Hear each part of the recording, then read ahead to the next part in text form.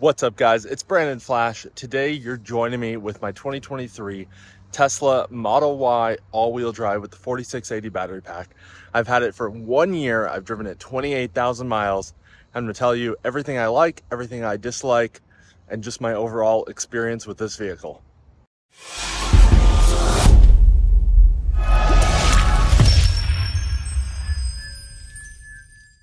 Like I said, this is my 2023 Tesla Model Y all-wheel drive. That is not the long range, just to clarify. That is the 4680 standard range. However, it has the full premium interior, so all the speakers.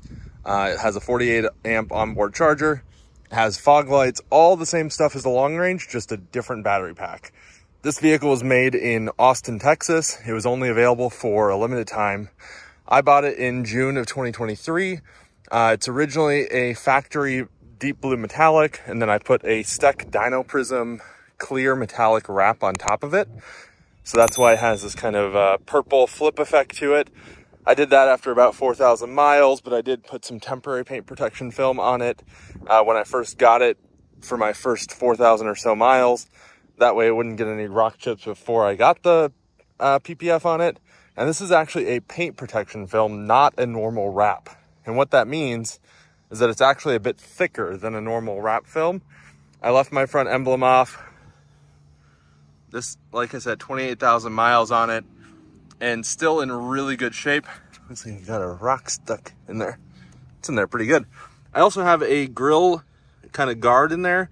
That keeps a lot of the little stuff from getting onto the radiator and kind of building up on there and reducing cooling performance. So that I just pull off occasionally and clean out. You can see there's some bugs and stuff built up in there, but that's protecting it from getting it into the radiator and then having to clean that out occasionally. And that's a lot more involved than just pulling that out. I do show that in my accessories video, which I'll link down below. Highly recommend you check that out. So we already did a walk around here. I'll highlight a couple of the accessories I have out here. These are EV Base Tempest style wheel covers. These are a lot like the new dark 19-inch Gemini wheel covers that you can now get directly from Tesla from the factory, but these are not the dark factory ones. These are modeled after the 19-inch Model S caps, but adapted for the Model Y to go onto the 19-inch wheels. And another difference is that these actually go over the edge of the wheel, so you don't see the silver, unlike the Gemini caps that you can now get from Tesla as factory. Because the new wheels are actually darker. Also have some Rally Armor mud flaps, so that's kind of protecting the side of the car here. You can see even with the PPF, there are really no marks at all in this area, which normally there would be a lot of rock chips. It's a very common spot on Model Ys to kind of just get completely destroyed with rock chips. But I think having the mud flaps makes a huge difference. And even if a rock did manage to get back here, again, this is paint protection film, so that protects that area. Let's look at our tires after 28,000 miles. So a lot of people will wear through tires very quickly on Teslas. However, my tires are actually in great shape. I normally drive in chill mode. I don't normally floor it, so tires are wearing very well. I have rotated them once, so all four are in pretty similar condition. And I'd say I'll probably get another 30,000 miles out of these, so I think they should last quite a while longer, especially in the south here where we don't have winter. So I can run them a bit longer rather than if they were getting low before winter, I'd want to change them prematurely. But you've seen the outside, now let's see the inside. We'll start with the trunk, I guess. If it wants to unlock, there we go. Phone key can be a little finicky sometimes, but generally works well. Overall, the trunk works well. This cargo cover is still just as dumb as day one. It flops around, will sometimes open itself. Just generally pretty annoying. I mean, I leave it in because I like having my cargo covered and it keeps it maybe a little bit cooler back here. But this thing is just... They must have had the intern work on designing this thing because I don't think they could have made it worse, realistically. Whatever. Tons of storage, of course. Lots of stuff down there as well. Trunk is great. It's a Model Y. The trunk is basically why I got a Model Y instead of a Model 3, and then the higher ride height. Hatchbacks, I think, are super useful. Backseat doesn't get a ton of use. Usually it's just cargo back here, basically. As you can tell, just some random miscellaneous stuff back here at the moment. Overall, holding up exactly as well as you'd expect. There we have the test camp fridge, which is actually super useful. I use this way more than I would have expected to. Back of the seat's holding up good. Bit dusty back here, but otherwise holding up nice. I think I need to give the car a nice detail, but overall, as far as like actually holding up, looking good. We'll go to the passenger seat and then we'll go to the driver's seat. Of course, the white interior, some people think it won't hold up that well. My experience, it's holding up great. Passenger door, which is more likely to have damage than the driver door, just since passengers tend to be a little bit more careless. Overall looking good. Those are just little marks that wipe right off. Another thing with the structural battery pack cars is that this is carpet instead of plastic. I definitely need to vacuum, as you can tell. Sorry about that, but I actually prefer that. I think that's a lot more durable than plastic that will scuff up. Here you can see the passenger seat, still in good shape, still very white. So no complaints there. And we'll go over to the driver's side, which is, of course, the most used seat because you can't drive the car without a driver, at least currently. I'd say I have a passenger in the car about half of the time, but driver, obviously, every drive. So driver's seat is not holding up quite as well, still in really, really good shape. But I think this bottom of the seat could use a little bit of love. It's starting to get a little bit of marks on the white, as you can see there. So I've already tried baby wipes. I've tried glass cleaner, but haven't gone to a Magic Eraser yet, but might have to go there just very lightly with that to get those marks off. But not too concerned. Still overall looking really good. Here's the door panel. Also looking good. Overall, Model Y interior, really quite durable. You can see pedals and everything, 3D mats, which are my favorite mats, still in really good shape. I definitely need to pull them out and fully clean them, but overall looking good. I'm pretty particular about my steering wheel, but the steering wheel is still in good shape. Dash, of course, looking good. And then here we have the Sexy Buttons knob, or Enhanced Auto Sexy knob. Got some pages set up there. Still getting used to it, still seeing if I find it useful compared to just having the buttons, which I've had pretty much since I got the car. Huge fan of this pass-through just for my iPhone cable because wireless charging kind of sucks and just overheats phones. And then, of course, screen protector. So that's a Spigen matte screen protector. And all of these, I'll link a Twitter thread down below, as well as my video showing all of these accessories. That way, in case you guys have any questions, you can see which ones I recommend. And let me show you the stats. So we'll go into settings here, go into software. So there you can see Model Y. So it doesn't indicate all-wheel drive or anything like that. But the way that you can tell that this is the 4680 Model Y is that it doesn't show standard range, it doesn't show long range, doesn't show anything like that, but it is all-wheel drive. So you'll kind of have to just piece it together. I wish there was a better way to tell. I do have FSD right now via referral subscription credits, basically. And right now we're on 12.3.6. And you can see we have 28,427 miles on the car. Going to trips. So that lifetime trip was from the factory. It was every single mile this car has ever had put on it. You can see 296 watt hours per mile and 8.4 megawatt hours used. We'll get into some additional stats in a bit here. Once I flip the camera around, I do have the full charged energy stats, which actually skews that a bit. So that efficiency number is just while driving. So that's not including any energy used while parked. So climate control, overheat protection, Sentry mode, things like that are not counted in that energy use. So in my opinion, that number is skewed down a bit because it's only driven energy. So as far as actual energy use over all of those miles, including standby use, we're actually about 402 watt hours per mile because we've actually charged 11.45 megawatt hours. So that skews that pretty significantly. I do use my standby climate a lot, but still, I find it a little bit disingenuous to not include all energy use there. And if you can't compare it to like a Rivian actually includes all energy use in their trips. So I think that's a lot more representative way to show that. If you guys haven't already, I definitely recommend that you check out my previous reviews of the Model Y. I did a video at 1 month, at 6 months, and I've done a couple other ad hoc videos just talking about some of the different features and just living with it. But some things I wanted to hit on quickly, just as far as kind of misses for the Model Y overall, not necessarily this car in specifically, but just the Model Y as a car itself. No 120 volt outlets or 240 volt outlets for that matter. Really wish that every Tesla would have onboard power, so 120 volt outlets so you can just plug in whatever you want to use on the car. 240 volt would be great, like the Cybertruck, like F-150, like Silverado. But even just 1 or 2 120 volt outlets would be hugely beneficial for kids with devices, adults with whatever, computers, etc. USB-C is great, but not everything runs on USB-C, unfortunately. So it'd be really nice to just have a normal wall outlet to plug in whatever you may need to plug in. No built-in hotspot, which is something I think is still a miss.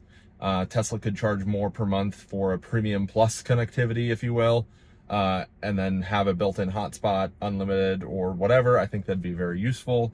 Rivians have that. They charge $150 a year and it's unlimited. No 360 camera. I think that'd be useful. I think it's nice being able to see kind of a bird's eye top view of where you're parking. Teslas still don't have that, not a single Tesla model. No cooled seats in the Model Y. That should be coming in the refresh because every model except for the Model Y has cooled seats in Tesla's lineup. So even the very base Model 3 has cooled seats now, but the Model Y does not, which is really unfortunate. No spare tire, not a make or break, but it would be nice if there was a way to use the space that they have in the back to have a compact spare. That was kind of an official accessory. Battery is a bit small. I wish the range was more, and that applies to the long range as well. I think Tesla really should come out with a 400 rated mile Model Y. Right now, the highest rated Model Y you can buy is the long range rear wheel drive, and that is rated for 320 miles of EPA range.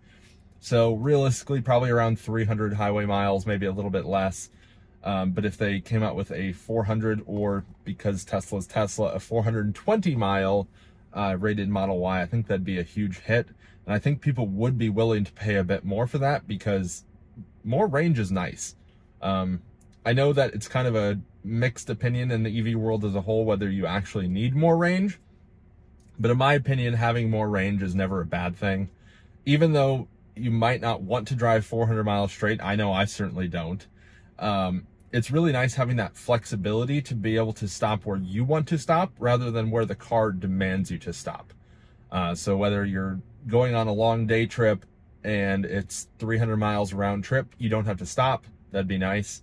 Or if you're going, I don't know, say even 350 miles on a one-way trip, you can arrive to your destination, not be dead, and not have to stop somewhere for lunch that has charging. Or if you're on a long day trip that you're trying to do 600 miles, you can use those highway rest stops. You can go get lunch wherever you want and still just do a 15-20 minute stop and not have to think about, oh, I have to align where I'm going to eat or where I'm going to use the restroom with where there's charging. I think it comes down to the car needs to work for you. You need to not work for what the car needs, especially as we transition into EVs being purchased by kind of mass market normal buyers rather than enthusiasts like myself that are maybe a bit more apologetic to the vehicle's needs and some of their shortcomings. So minor things there. The Model S does that today, or pretty close. But no other Tesla meets that need. Whereas there are a lot of other EVs on the market now, at least in the higher price ranges, that can do that. So if Tesla could do that in the Model Y and say price it at $50K, basically take the Model Y long range, put it at the Model Y performance price point, but instead of the performance bits that make it longer range and put a bigger battery in it. Maybe easier said than done, but I think Tesla of all companies can make that happen. Whether they use higher energy density cells or whatever, I think it's possible. And if it's not currently possible with today's tech, they should find a path towards that and come out with it sooner rather than later, because I think that would really drive some sales and probably have pretty good margin, actually. Climate controls are still a little bit dumb. I've talked about this before, but if you have it set to auto climate, you can't adjust where it's blowing. So if you have it set to auto, it doesn't let you set it to blow on your feet, which I know when it's hot out, I sometimes like to have the cool air on my feet too versus just above. And it will do a little bit of air down below, but I want it to actually blow on my feet. Minor details. Manual frunk is still kind of annoying. I wish that every more premium-ish EV had a powered front trunk. Maybe I'm just spoiled because I have that on my Rivian, but I believe it's only the Cybertruck, Rivian, Lucid, and the Silverado and Hummer that have power front trunks. But I think that should become a lot more common. I can't imagine it costs that much to add that, but I think would be a very nice creature comfort. Kind of a list here of things that I think the Model Y does really well. Price and or value. I think the Model Y is a great value. Long range rear wheel drive is awesome. The long range all wheel drive is awesome.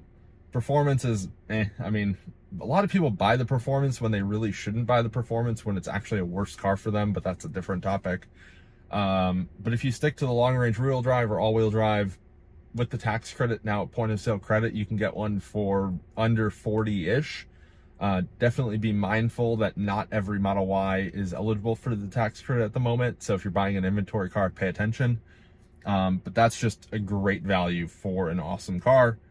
I think the refresh is around the corner, so be mindful of that, but I don't think you can go wrong with today's car unless there's something that you really want that the Model 3 refresh has that the Model Y doesn't. For me, I guess that'd be cool seats, but not a make or break. Ride quality and NVH are quite good. This is a great spot to pile on a lot of miles. Overall, I really like the car. The app is awesome. So the Tesla app itself is great, super responsive, does a lot of things. But then along with that, Tesla has their new, what they call Fleet API. So third-party apps can actually use a lot of the functionality that the Tesla app has, and then actually things beyond that. So one of my favorites is an app called Tessie, and the Tessie app tracks everything. And they actually fairly recently added a feature that allows it to see the battery temperature in real time over the air, not via anything on the hardware. And then it logs that 24/7, which is awesome. I don't know of any other car that lets you see your battery temperature over the air. And not to mention, it's also logging inside temp and outside temp. So you can see a lot of different things, and then you just have all the data, and I love it. Teslafy is great still, but I use that for a little bit different things than I use Tessie for. But I think they work really well together. And if you're currently using Teslafy and you want to move to Tessie, you can actually import your Teslafy data into Tessie. And I'll put a comment down below with a referral link as well for 30-day trial instead of 14-day trial for Tessie. But huge fan of Tessie. Live cameras on the app are also awesome. I love being able to see 4 cameras at once, the surroundings of the car. I wish there was a way that I could just trigger that without having to leave Sentry Mode on or without having to turn Sentry Mode on. I should just be able to tell it view cameras, and even if it takes a moment to wake up the car, that's fine. It's a little bit silly that in order to view live cameras, you have to have Sentry Mode on, but whatever. The heat pump is great. I love that it moves the thermals around from the battery to the motors to the cabin outside, and just uses that very effectively. And now that I can log the battery temperatures on Tessie, it's really cool to be able to see that when I crank the AC, it's actually heating up the battery pack, which that's a different topic, whether that's good or bad, but in a lot of cases that's good. And it's also a very efficient use of moving that energy to the battery pack rather than just dumping the heat into the atmosphere. The thermals when charging are awesome. Doesn't seem to have any indications of overheating on the vehicle side when charging, which is awesome. Can't be said about every vehicle. tons of aftermarket support. So Model Y being the #1 sold car in the world certainly helps the aftermarket support for this car. So wheel covers, inside accessories, outside accessories, you name it. If there's a need for it, someone's probably made it because there's a market for it, because Tesla's sold so many Model Ys. It's awesome being able to name your trips, so your trip meters, and then also having the current drive and since last charge trips.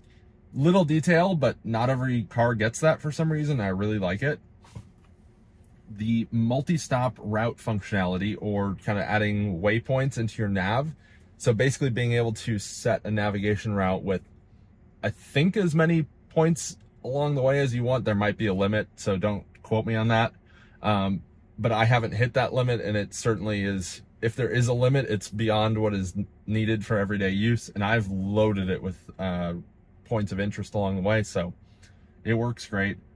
I like being able to see the camera with the turn signal. Lots of cars have that now, so I realize that's not just a Tesla thing, but again, just really like it. Phone key, when it works right, works really well, but doesn't always work well.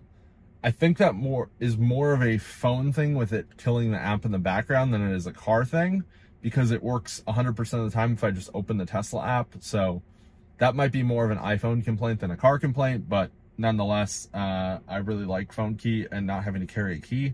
If I ever borrow a car or rent a car or whatever and I have to carry a key, it's a bit annoying, especially with how big key fobs these days are.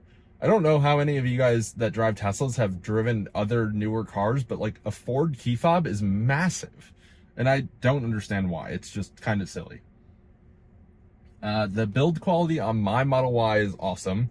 And it seems most newer Teslas actually have really good build quality. So the earlier on complaints about Tesla build quality being terrible are generally unfounded these days.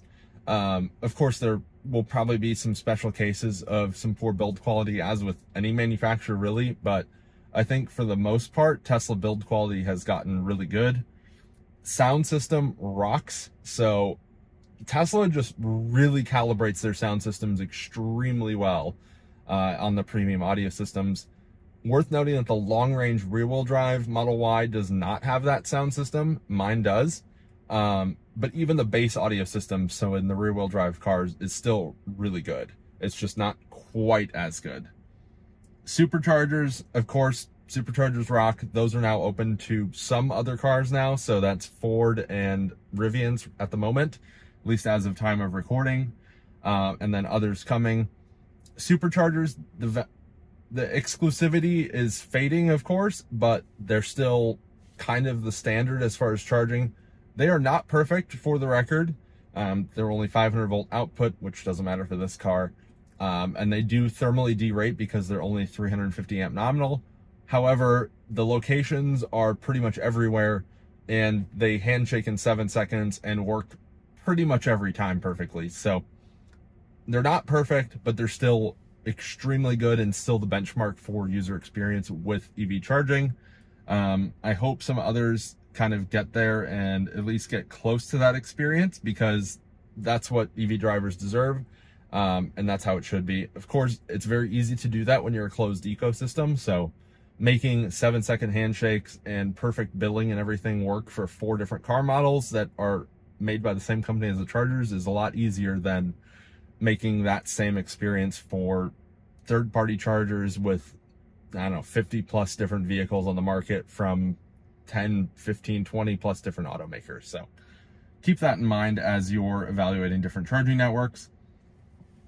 Degradation on this battery is about 3% roughly. It charges to 272 miles at 100%. Original rated was 279. According to Tessie, it's 3.2% degradation. The 272 out of 279, I believe, is about 2.5% degradation. Basically, it doesn't matter, and that's at 28,000 miles. As I've said to many people in the past, drive more, worry less.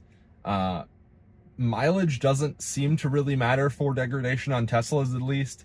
However, time does. So that 3% is about what I'd expect at 1 year. Maybe a little bit less than is normal, but not anything groundbreaking. So some are saying, oh, well, the 4680 Model Y charging is terrible, but the degradation is minimal. I would happily have 5% degradation today if I had better charging. That does not change your experience. And for those not familiar, EV batteries tend to degrade faster initially and then plateau. So if I'm seeing 3% now, next year I'm probably only going to get maybe another 1% degradation.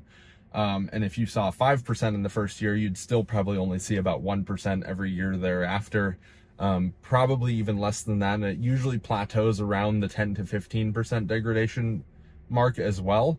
And usually doesn't degrade beyond that on liquid cooled Tesla batteries. Of course, not every EV battery is the same, but that's kind of the historic data where that leans. It really flattens out over the lifetime of the vehicle. I will note that FSD is finally useful. So with the 12.3.6 update, so FSD update, it's actually useful. I use it almost every day. It drives me to work. It's not perfect. You still have to pay attention. It's still hesitant pulling in and out of parking lots and things like that. But for driving on the more main roads, it does a really good job, does a good job on the interstate. Looking forward to the future improvements on that. And I was a pretty big skeptic of FSD if you look back at some of my previous videos, but it's gotten to the point that it's actually useful and I actually keep it turned on. Unlike previous versions where I would try it and then give it a chance, but overall just be more annoyed with it than think it's useful. So I'm happy that Tesla's finally gotten to the point that it's useful. There are no rattles in this car. The 4680 structural pack seems to be a good build. Kyle from Out of Spec drove my car for a bit. He said it was the best driving Model Y he's been in. So take that with a grain of salt. But overall, no complaints on the build quality of this car, and it's still holding up well. And then the elephant in the room is the Model Y 4680 charging.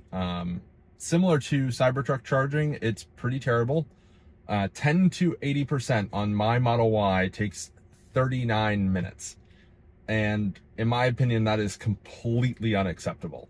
That is double what it should be. It should be about 20 minutes, I'd say, is what I would consider to be good. 30 minutes acceptable, but not good. But that 10 to 80% is only adding about 150 miles real world range on a road trip.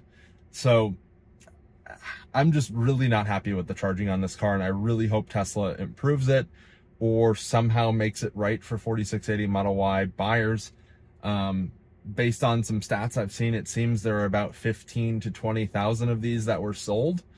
And I think Tesla really screwed over the owners that bought these cars, myself included, because they basically sold it as a guinea pig product, a beta test, but unbeknownst to those owners, with the exception of the employees that bought the very, very early ones.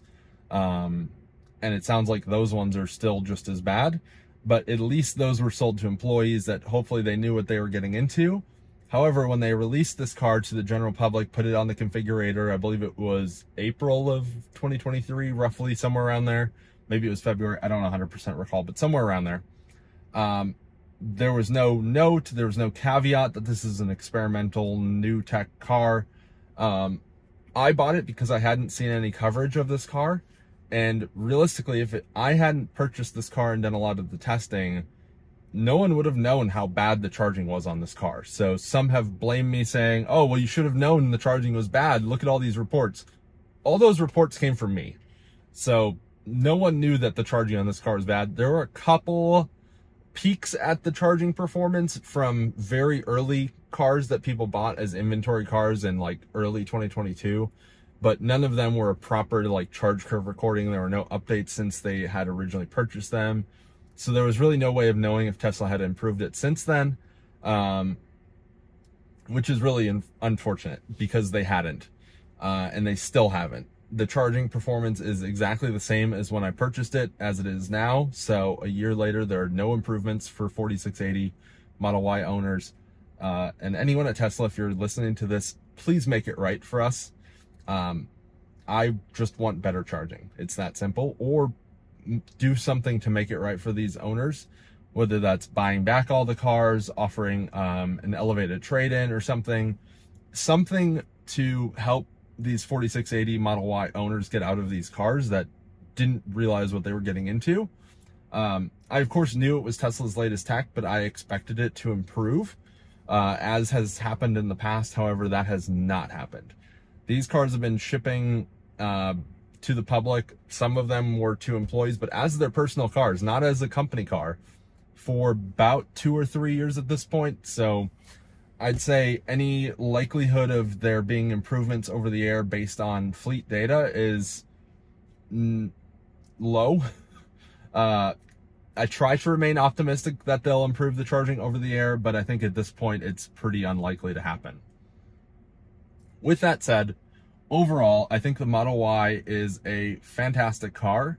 However, I would not recommend buying a Model Y with the 4680 battery pack because it's terrible. With the 2170 pack, so the long range, even the older standard range cars, they're awesome. They charge well, really no complaints about them. There are, of course, cars that charge better, like the Ioniq 5, EV6, etc. But as far as Teslas go, they charge as you'd expect. They meet the nameplate, 250 kilowatt, and then exceed it a bit. They're about 22, 25, somewhere in there, 10 to 80% charging, but adding more range in that time as well. So that's even better. I would not buy this car again, this 4680 Model Y again. However, I would buy a Model Y again. I just wish I had bought the long range, but that's of course a bit of a double-edged sword. If I hadn't bought this car, no one would know that 4680 sucks. But I wish I hadn't been the guinea pig with my own money on finding that out. But you live and you learn, and hopefully Tesla makes it right. Anyway, if you haven't already, hit the like button, hit the subscribe button. Thank you guys for watching. I'll see you on the next one.